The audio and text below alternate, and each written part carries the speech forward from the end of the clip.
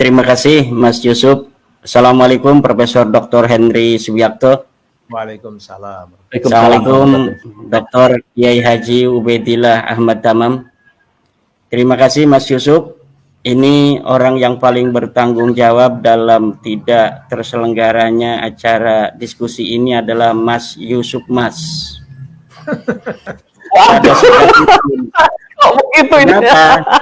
Kenapa begitu? Karena setelah podcast kita semalam, kemarin malam itu, bahwa acara tetap akan membahas nasab, karena di situ memang saya diundangkan untuk membahas nasab. Coba lihat di dalam kronologi dari Profesor Dr. Arif itu, memang saya diundang karena adanya diskursus di tengah masyarakat tentang nasab Alawi, yang menurut tesis saya nasab yang terputus, nasab yang batilun, nasab yang munqati'un, mardudun wa maudhu'un. Disitulah LP2M mengundang saya kan. Kemudian ketika podcast semalam itu kita bersama pada Suka TV, saya ungkapkan apa-apa yang akan saya narasikan di dalam forum diskusi publik internasional itu. Lalu pagi-pagi itu dari Rabita Alawiyah menghubungi pihak panitia, Mas Yusuf, ya, dan itu dikomunikasikan kepada saya bahwa dari Rabita Alawiyah keberatan dengan adanya diskusi publik yang akan diselenggarakan 10 September itu membahas nasab. Mereka dari pihak Rabita Alawiyah inginnya hanya membahas sejarah dan sudah ditentukan yang akan dikirim adalah Alwi Alatas dan Hanif Alatas. Dan itu ada screenshotnya dikirimkan pada saya kepada panitia untuk agar saya juga memperhatikan bersama-sama, karena memang pihak UIN itu kan di jalan tengah. Mereka ingin acara ini berjalan tetapi sesuai dengan kesepakatan bersama. Nah, itu kronologinya seperti itu. Mereka dari pihak Rabita Alawiyah mengirim SMS kepada pihak panitia agar 10 September itu tidak membahas nasab, hanya membahas sejarah saja. Kemudian ya mereka meminta dari Rabita Alawiyah itu untuk pihak panitia membuat sebuah video yang menyatakan bahwa benar tanggal 10 September itu tidak membahas nasab, hanya membahas sejarah saja. Cuma rupanya belum sempat ini dari pihak panitia untuk membuat video itu. Akhirnya mungkin terjadi sebuah hal-hal yang di luar kendali, yaitu datangnya dari yang mengaku sebagai dari Mabes Polri itu bahwa acara jangan sampai kalau bisa dilaksanakan karena ada ancaman-ancaman keamanan. Itu mungkin kronologisnya itu. Jadi memang gara-gara pada Suka TV itu dari mereka menonton. Ampun ini. Kalau bisa disalahkan ini yang ajak podcast ini. Karena memang ini pada Suka ini kompor kan. Jadi setelah pada Suka ini kan ditonton oleh bukan hanya di Indonesia, pada Suka ini Mas Yusuf, ditonton juga oleh dari Yaman, dari Mekah, dari Malaysia. Ini banyak orang yang sekarang sedang memperhatikan isu-isu nasab. Dan salah satu channel favorit mereka adalah pada Suka TV untuk mendapatkan informasi tentang bab nasab yang sedang terjadi diskursus di Indonesia ini. Maka Rabita Alawiyah ketika melihat pada Suka TV, mereka mungkin gimana gitu kan, mereka berani gitu kan membuat framing untuk datang dan sebagainya. Kalau bisa jangan bahas sejarah saja, tapi bahas nasab, kan dalam videonya begitu.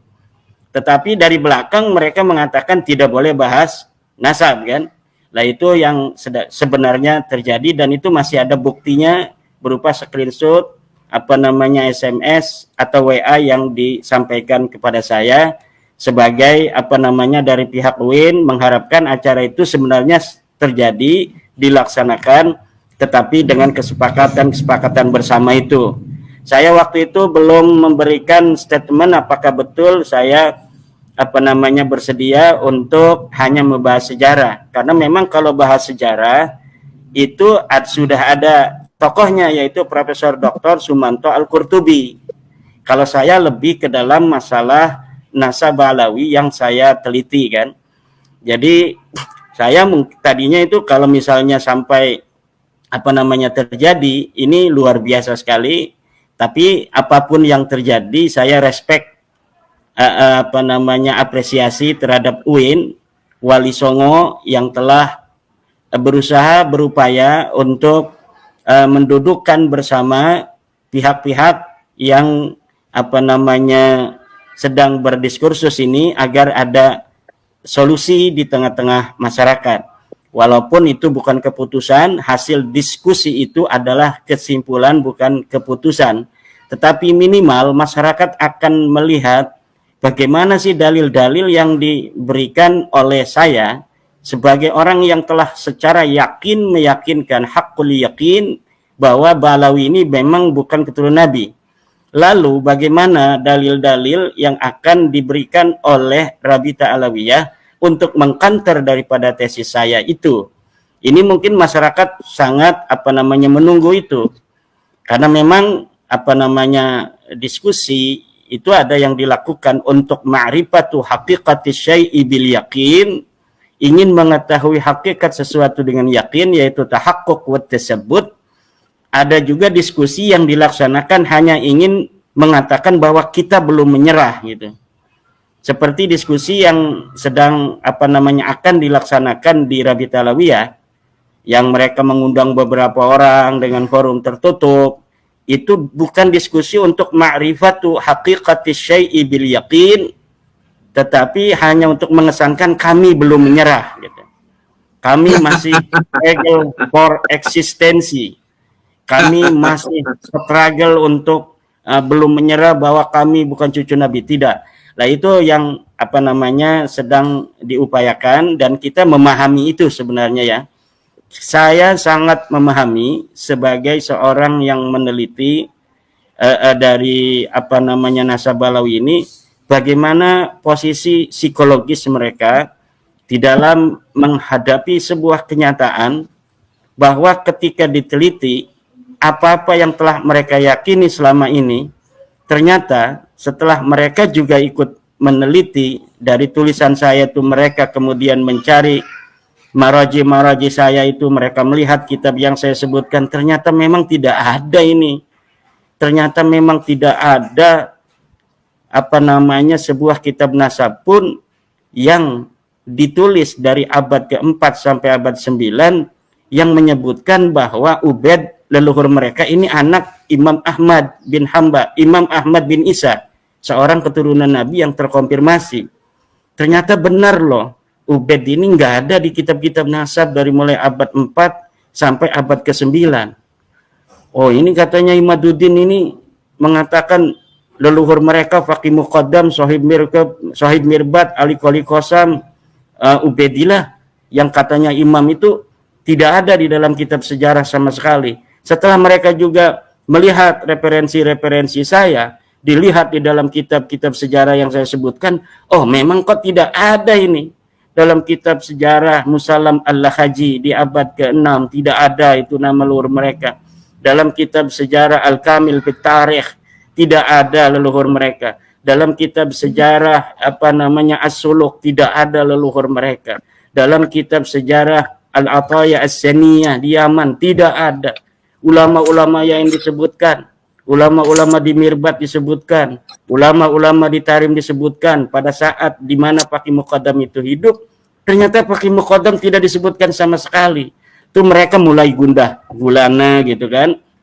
Tetapi bersama dengan itu kemudian mereka mencari alibi-alibi historis untuk dapat meyakinkan kepada diri mereka sendiri, terutama juga kepada orang-orang yang masih mendukung mereka, bahwa tidak disebutkan bukan berarti orangnya tidak ada. Tidak disebutkan bukan berarti mereka bukan cucu Nabi dan lain sebagainya. Inilah yang akan terjadi nanti. Kita akan lihat dari tanggal 7 yang kami ini diundang, tapi kami sudah firm bahwa kami tidak akan datang dalam forum-forum yang tidak netral seperti di Rabita Alawiyah itu. bahwa dalil-dalil yang mereka sampaikan sama sekali tidak akan bisa menjawab daripada tesis saya itu. Kenapa saya bisa berkeyakinan seperti itu, Yusuf?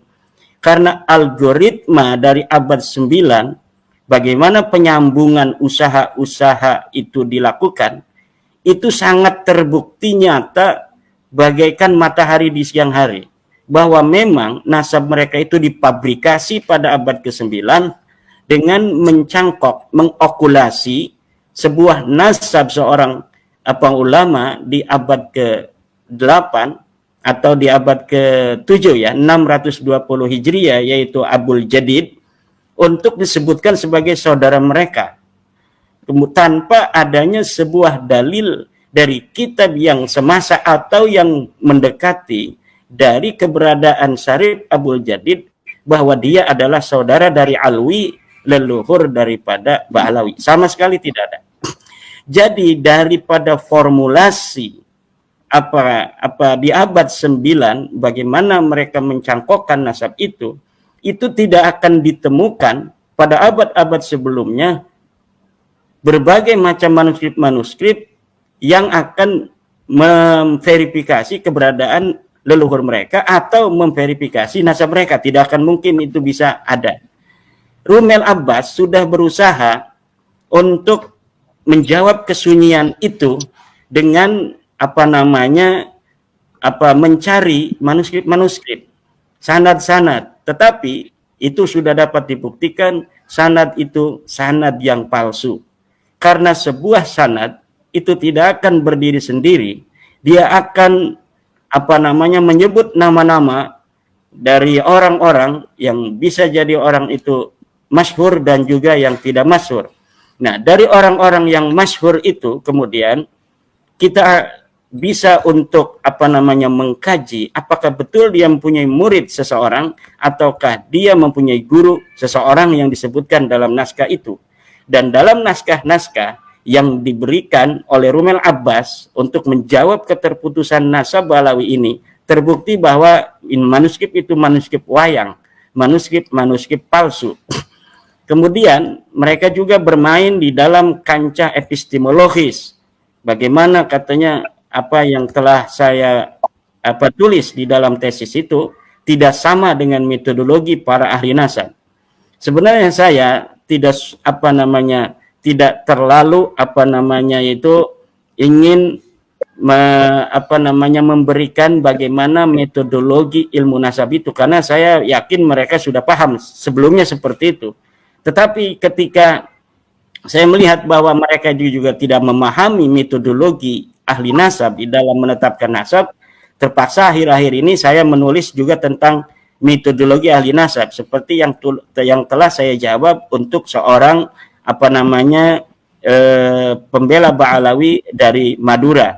Bagaimana metodologi ilmu nasab, bagaimana kitab Rasail fi Ilmil Ansab menyatakan tentang cara menetapkan nasab, bagaimana kitab Muqaddimat fi Ilmil Ansab menyatakan teori isbatin nasab, bagaimana kitab Usul Ilmin Nasab wal Mufadalah Bainal Ansab menyatakan teori-teori ilmu nasab, dan semuanya itu sama.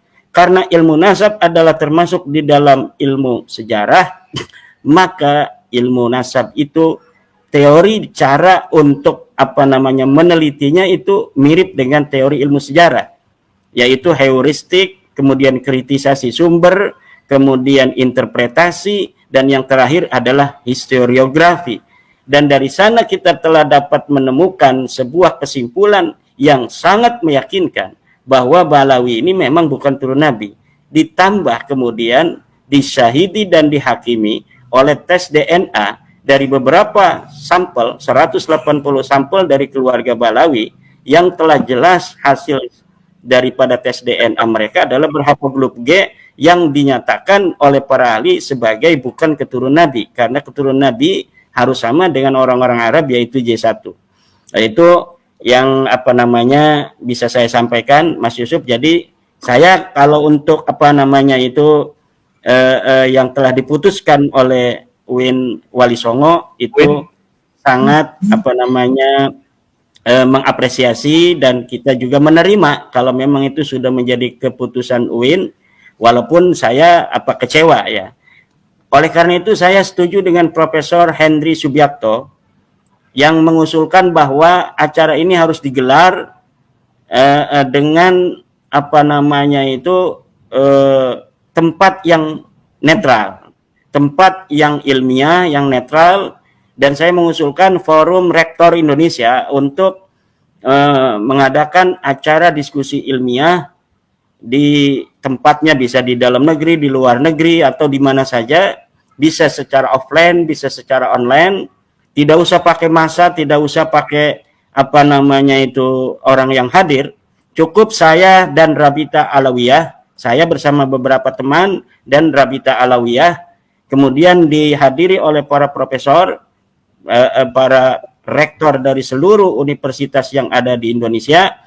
Setiap universitas kemudian mengirimkan seorang pakar sejarahnya yang harus juga didampingi oleh seorang yang bisa baca kitab kuning. Itu bisa ada dari dalam universitas atau bisa mencari dari pesantren-pesantren, agar nanti di dalam bagaimana maraji, masadir, referensi yang diberikan itu kemudian kita langsung konfirmasi dari sumbernya yang tentunya berbahasa Arab itu. Nanti akan bisa dilihat oleh forum rektor dalam suasana yang akademis bagaimana kekuatan daripada sebuah postulat bahwa Ba'alawi ini bukan turun Nabi. Demikian Mas Yusuf dan Profesor Dr. Henry, juga Dr. Kiai Haji Uda.